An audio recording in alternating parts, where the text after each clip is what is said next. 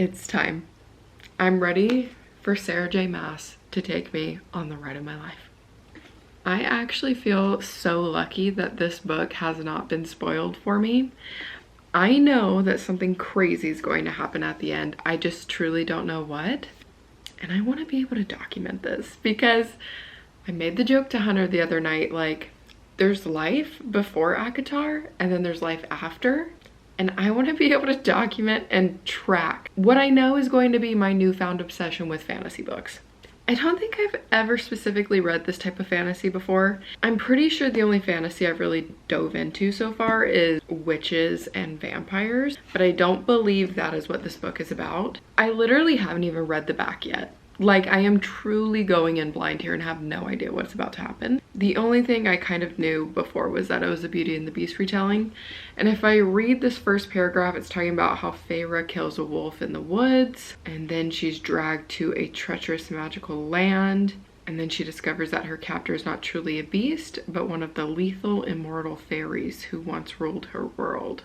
Okay, so whoever takes her, seems like his name might be Tamlin, seems to be the beast, and then Feyre is Arbel. And that's all I got so far. I want to read the actual first chapter of the book physically, just so I can get a grasp of the writing and I'm not being introduced to a whole new world, a whole new writing, a whole new series, like all over audiobook. But after I read this first chapter, I'm going to our new house and I will be painting for the next 6 years, i.e. like the next 5 or 6 hours. So I'm gonna read the first chapter and then I will give you my initial thoughts.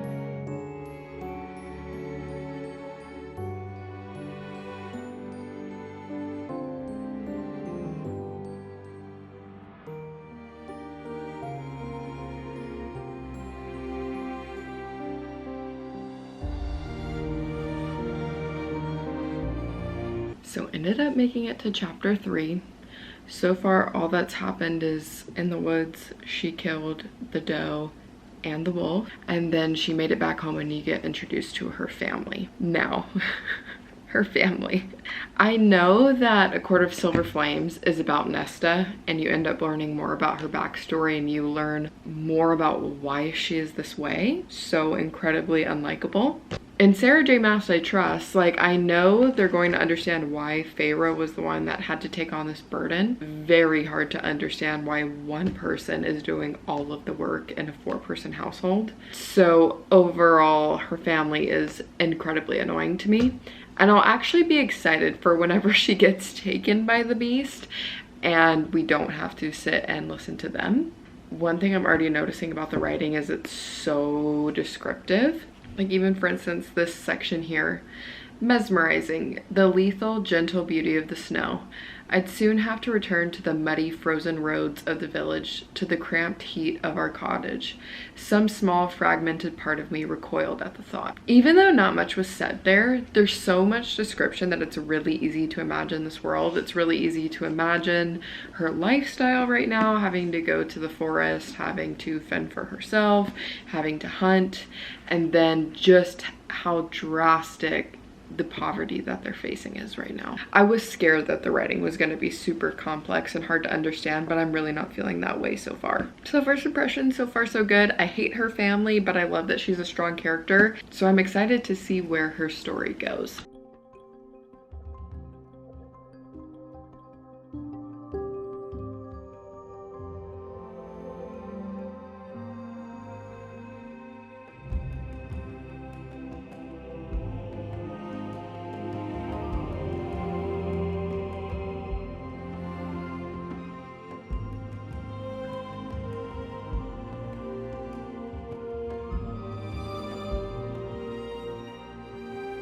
Just got home from the new place to the old place. While painting, I got to chapter 9. And then honestly, I turned it off because I was getting bored. I don't know what it is about these first few chapters, but nothing is happening. I get we need to get introduced to the characters, but it's just a lot of Freya being like, oh, I want to do this, but I'm not going to do this. Oh, I want to say this, but I'm not going to say this. Oh, I need to make this person my ally, but I'm not going to do anything about it. It's just like, girl. So far, she's kind of bugging me with just her lack of anything really, of moving forward in any way. Making it to chapter 9, I'm on page 81. Let me put this into Goodreads and see what percentage I am. Okay, page 81 is 19% of the way through. Truly, not much has happened. The only thing is, she killed the wolf, she got taken by Tamlin, and now she's in Tamlin's home. And that's pretty much it. I could have definitely gotten further in because I was at the other place for 4 hours or so. And I probably listened to this for about an hour and a half. But yeah, it just honestly wasn't holding my attention. So we will see. Okay friends, it's day 2 of painting, which you know what that means. We are on chapter 9 right now.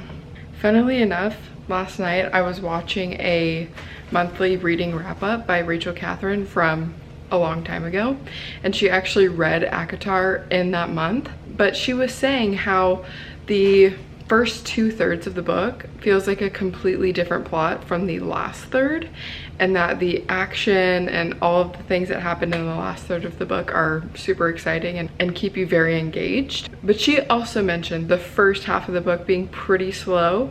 So I was glad to hear that I wasn't the only one. I was like, oh my gosh, am I like criticizing this book so hard, which is everyone's favorite book? So I'm definitely excited to keep going and see what happens.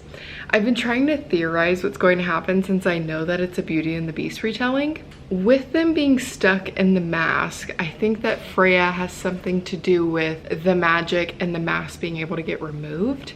Now, if it follows Beauty and the Beast, that would mean that she needs to fall in love with Tamlin, I believe is who she would need to fall in love with. But I definitely haven't gotten anywhere near that point. But yeah, I'll probably just hop to it and then I will update you guys if anything fun happens. Update time.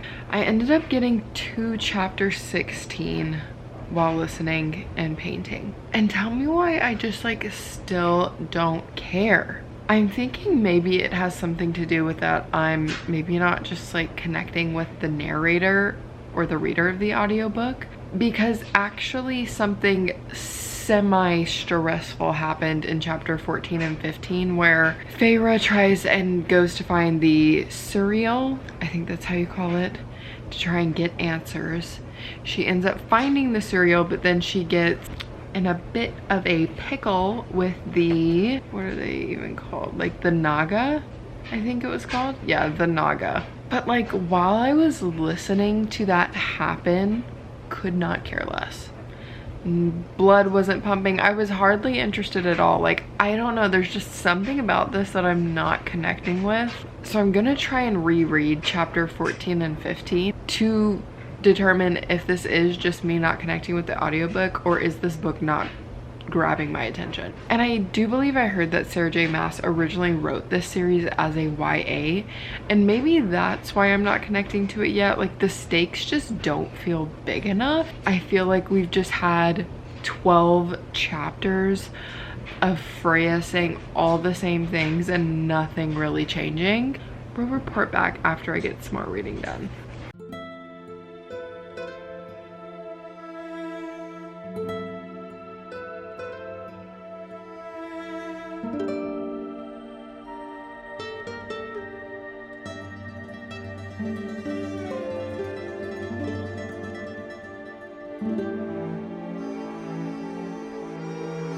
This lighting is crazy right now because of my reading light.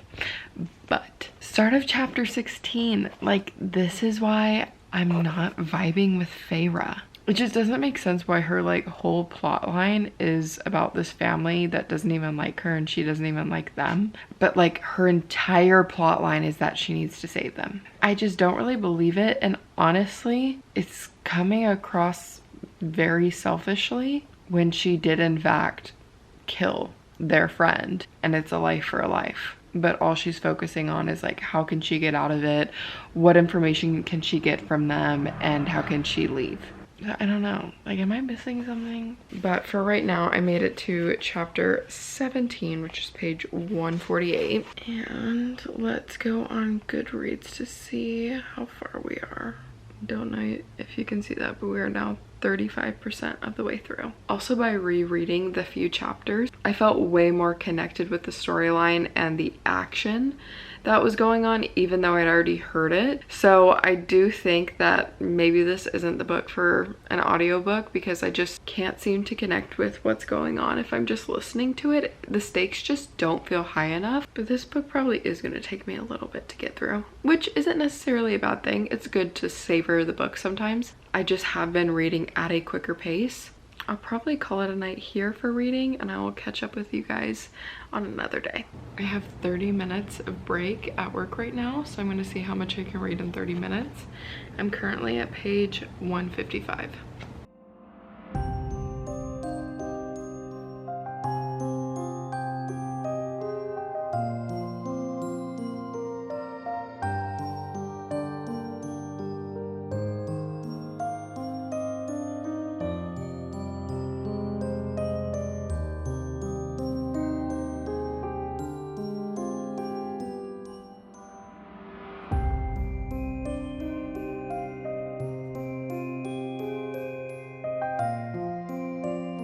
Okay, not too bad. I managed to get to 185, so 30 pages in 30 minutes, and I'm now in chapter 20. I felt like these last 30 pages were actually my favorite 30 pages so far. We got a glimpse of the romance between Tamlin and Feyre whenever they kind of went to that meadow area and they went into the lake, and I liked where that was going, so I'm excited to see their romance develop. But now in the start of chapter 20, Feyre just went to the festival that's going on, the Fire Night Festival. So she literally just got there. I'll probably try and read to finish up this chapter just to see what happens, but I have to imagine something's going to go terribly wrong.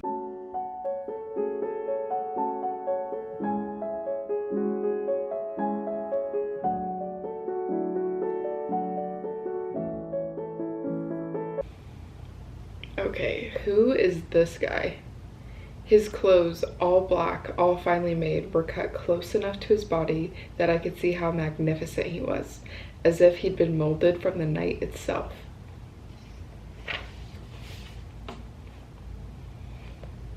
I don't know who this is, but I hope we find out who he is. Okay, so Lucien found her at the festival and brought her back to the manor and just explained what tonight is and what Tamlin's going to do. Lucien just told her to stay in her room. No matter who comes knocking, keep the door locked. Don't come out until morning.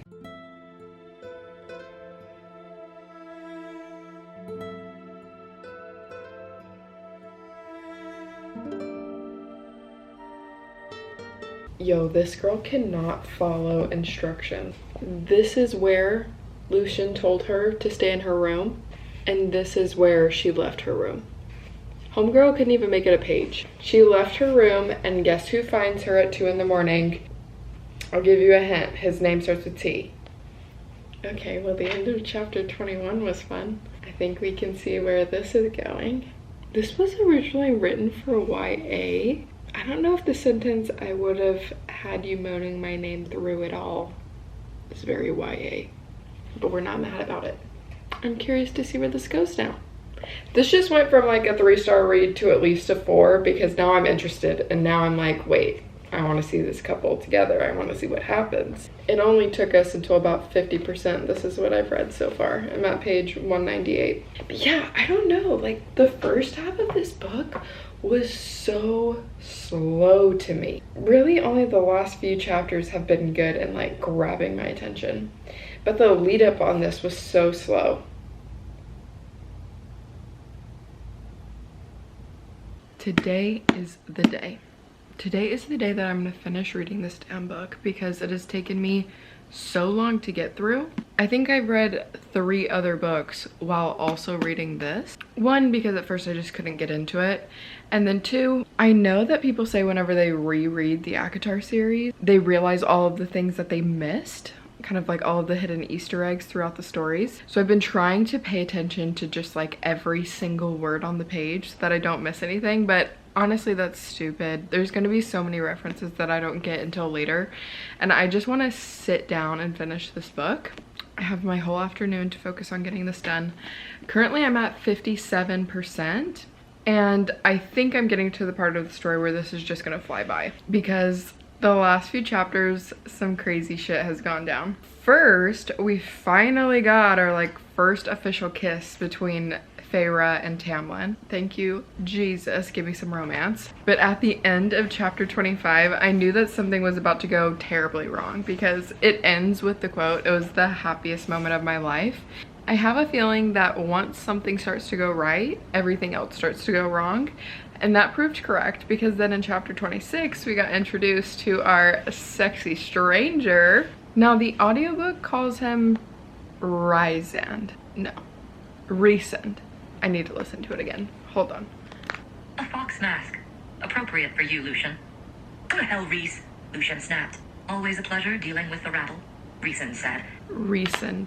I don't know why that just feels wrong, but Rhysand showed up, and why do I already like him?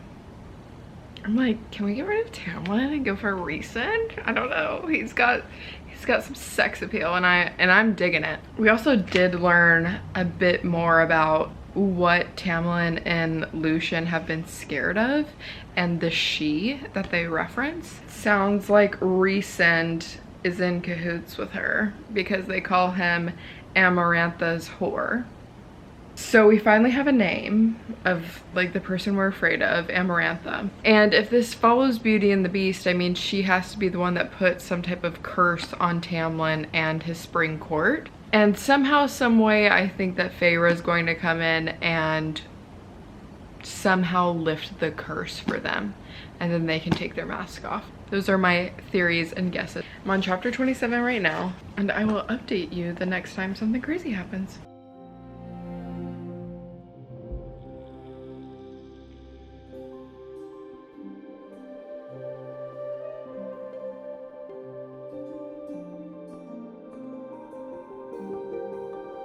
I love how Feyre's entire plotline for like the first 18 chapters was how she wanted to go home and be with her family again, and now he's telling her to go home and she's like, no, I can't leave, I want to be with you. God, I love that. She just said home. This was home, as in with Tamlin. Oh my gosh, now he said I love you. Okay. I mean, that really escalated quickly within one chapter. Okay. She didn't say it back because she was about to fall asleep. I'm kind of surprised that the story actually has her going back to home, but I have to imagine that she's going to be back with Tamlin very soon. So she just got home on page 252, so I'm wondering how quick she's going to be back.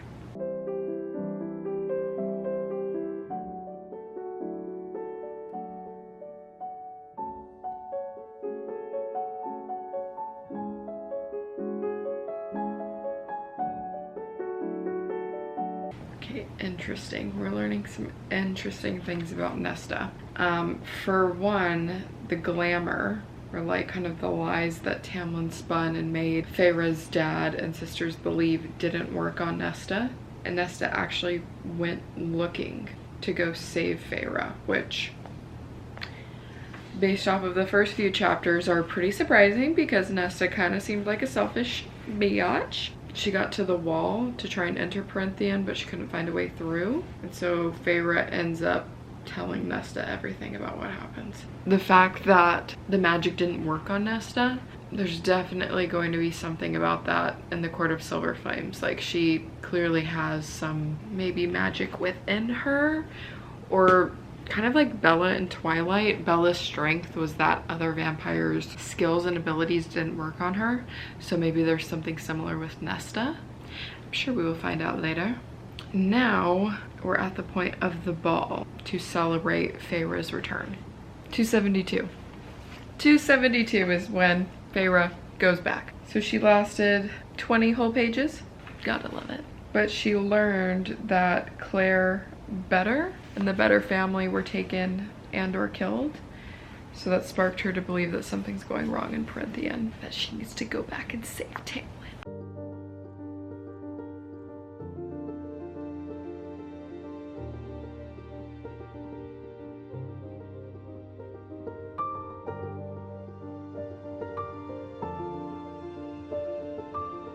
Oh boy. She just got to the house and it's empty. Not good. Thank God for Alice. Luckily she has some answers. Tamlin was took by Amarantha and is now under the mountain. Amarantha's not a very nice lady. And now Alice just said you could have been the one to stop her. Oh boy, this was quite the curse. So Tamlin's choice when being summoned by Amarantha was to join her as a lover and consort. But he said in front of everyone he would sooner take a human to his bed, sooner marry a human than ever touch her. If he wanted to break the curse, he need only find a human girl willing to marry him, but not any girl. A human with ice in her heart, with hatred for her kind. A human girl willing to kill a fairy. Worse, the fairy she killed had to be one of his men, sent across the wall by him like lambs to slaughter. The girl could only be brought here to be courted if she killed one of his men in an unprovoked attack. Killed him for hatred alone. How utterly specific.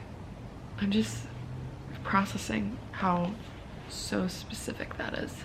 I kind of don't understand Tamlin's decision making. Feyre was so close to saying that she loved him back. I don't understand why he wouldn't have just let her stay like another day or two, because the curse had 3 days left, to just see if she would say it back. Like, he was so close to then just like give up right whenever the solution was about to be there. I mean, it's a book, I get it. Like, they have to, I think this is like the third act conflict we usually see in romance books, but all Feyre had to do was say I love you back. It was literally on the tip of her tongue. If he just waited a little bit longer, that would have happened. But now he's taken, and now Feyre, who knows what the hell she's gonna do. I do also appreciate Alice's candor, where she just point blank said, you were too blind to see Tamlin's curse. How do you expect to face Amarantha? You'll make things worse. Because that's probably true. Chapter 33, going to Under the Mountain.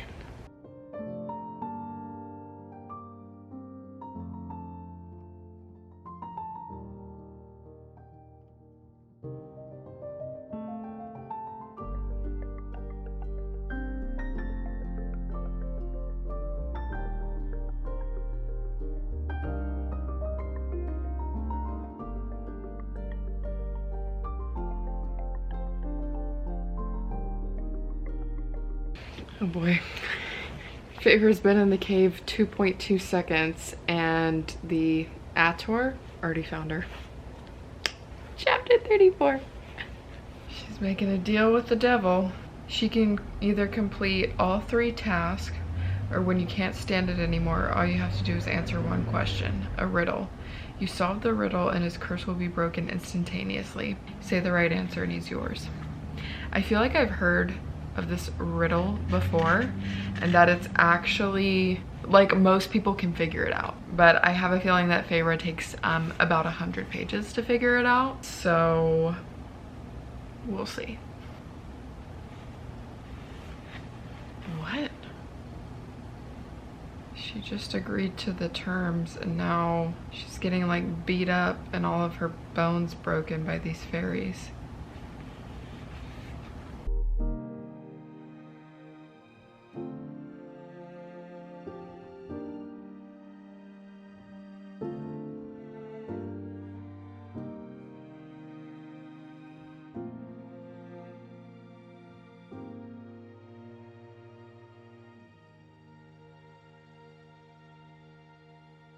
Okay, with having heard that the riddle's answer is like pretty obvious, like don't overthink it. Even before seeing the riddle, I was like, the answer is going to be love, because that's what Tamlin was forced to find or like create with someone to be freed. And we just heard the riddle for the first time. There are those who seek me a lifetime, but never we meet, and those I kiss, but who trample me beneath ungrateful feet. At times I seem to favor the clever and the fair, but I bless all those who are brave enough to dare. By and large, my ministrations are soft-handed and sweet, but scorned I become a difficult beast to defeat. For though each of my strikes lands a powerful blow, when I kill, I do it slow. Without knowing anything more, I'm just going to say that my guess to the answer is love. Because, like, there are people who seek love in a lifetime but never have it. There are people who fall in love easily, or someone loves them easily, and they're ungrateful to it. You might think you have to be clever and fair in love, but you have to be brave enough to love. The ministrations are soft-handed and sweet, but it's difficult to defeat love. When I kill, I do it slow. Like someone dying of a broken heart is like one of the slowest deaths. So that is my guess locked in. Watch, I'm gonna be like so completely off. That'd be great. Chapter 42. Only like 30 pages left. So close, and I feel like something crazy is about to happen because we're about to enter into the third test. Now clearly Rhysand is helping Feyre, in turn helping Tamlin. So I feel like there's some deep debt that Rhysand has to pay to, if not Tamlin, the Spring Court. And based off of the like shadowy figures that help Feyre get ready for like these parties and stuff, and how she realized that they were spies for him, Rhysand is going to be the one to betray Amarantha, and I think actually get Feyre and Tamlin out of here, is my theory. But we'll find out soon enough because there is not much left of this book.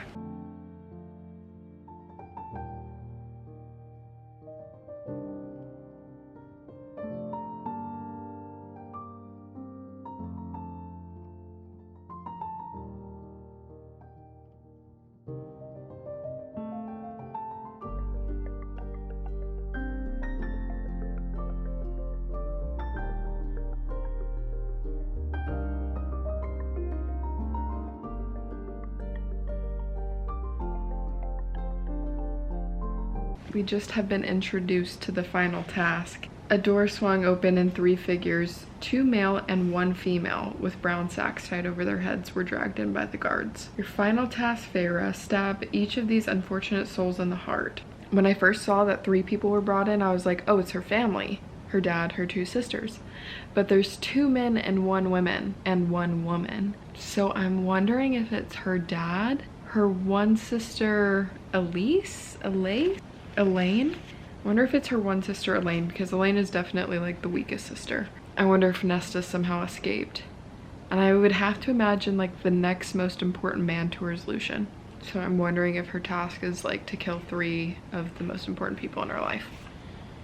I'm kind of confused though because she's saying it's 3 fairies. So maybe Lucian, Alice, and Rhysand? I don't know. I mean, they have to be connected to her somehow. There's no way that she's just letting her kill like 3 people she's never met. Okay, she just killed the first guy and he was some fairy that she'd never seen before. I have to imagine this like only gets worse, right? I'm so confused. The female fairy, she hasn't seen either. I don't get it. There's only like 20 pages left of this book. Like, this just feels too easy. Just found out who the 3rd person is. Worse than just Lucian. Is Amarantha a fairy? Like, could she use the dagger against her to kill her? I'm stressed. Okay, I think Feyre's figuring it out. Amarantha would never risk losing Tamlin because that's what she wants most. She's using Feyre's fear of losing Tamlin against her, but like maybe it's just a trick of the mind. Freaking out. Stabbed him. She just figured out the riddle. Thank God, because I don't think she was gonna live much longer. There's literally only 12 pages left.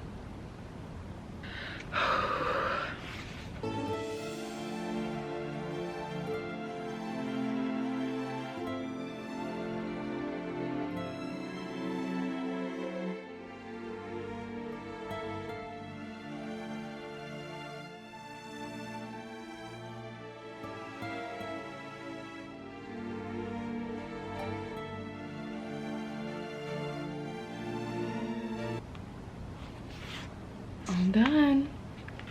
Second half of this book was really freaking good. I'm very glad I read this. I think whenever I read the next ones, kind of binging them is the way to go. I've heard that the next 2 are really good, ACOMAF and ACOWAR. But yeah, this was really, really good. Because I could like guess where the story was going, and guessed like the riddle super easily. I don't think that this book is like 5 stars, but I could see how the series will be just like amazing because it is super immersive. But I do think the first half was just like too slow, and there were some parts of it that were a bit like too predictable, that I think it's more of like a 4.5 star. Whenever I read the whole series, maybe I'll come back to this and think that this is a 5 star. But for right now, my first impression, I'm thinking that it's a 4.5. But I am so glad I read it. Now, my TBR for the month actually is moving along swimmingly. I only have a few books left that I set on my TBR that I haven't actually read yet. So adding this to the stack, these are all the books I have read this month. And then these are the 3 books I set on my TBR that I haven't gotten to yet. But it is only the 20th, I believe. So I'll definitely have time for sure to read this one. Now, I'd love to start this one, but I don't know if I'm gonna finish it in time. And honestly, I'm just like not feeling this one at all. So I doubt I'm gonna get to this, but I will probably set The 7-Year Slip as my next book to read. But how fun. I'm so glad I filmed reading this book for the first time because it is just such an iconic series. And I already have another reading vlog that I want to do for next month. So thanks so much for watching, guys. I hope you enjoyed, and I will see you all in my next video.